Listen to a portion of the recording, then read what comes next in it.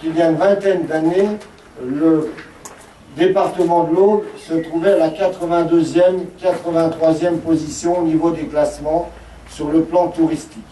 Aujourd'hui, le département de l'Aube se situe à la 32e ou 33e place. Ces places gagnées, ce n'est pas le fruit du hasard, ça correspond bien à des progrès tangibles, à des progrès concrets. Nous avions dans l'Aube, à 100 km de Paris, à 250 km à l'autre extrémité, un potentiel énorme, un produit touristico-culturel, pour employer là une expression aussi moderne, formidable. Je veux parler à 15 km de Nogent du potentiel que représente Provins, avec plus de 100 millions de visiteurs. Puis après Provins, on rentre dans l'Aube, c'est Nogent-sur-Seine avec le château de la Motte-Tilly. Et je salue les efforts que vous faites. À peine arrivé, vous avez pris les choses en main, vous avez pris contact avec les élus locaux et nous vous en remercions. Donc Nogent-sur-Seine avec son projet muséal. Ensuite, c'est le canal de la Haute-Seine avec sa vélovoie.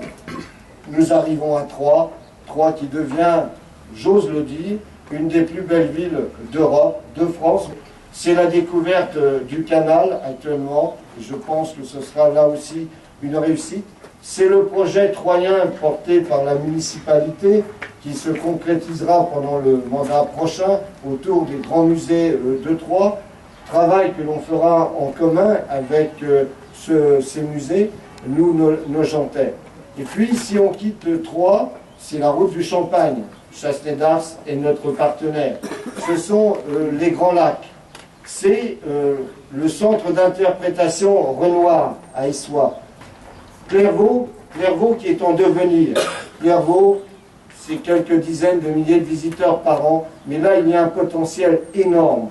C'est connu dans toute l'Europe entière.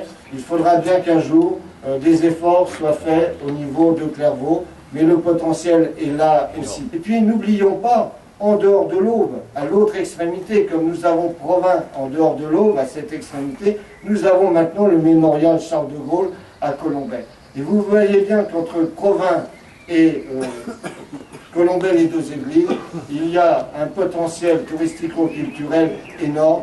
Et c'est à nous tous, aux bois et aux bois, de faire fructifier ce potentiel.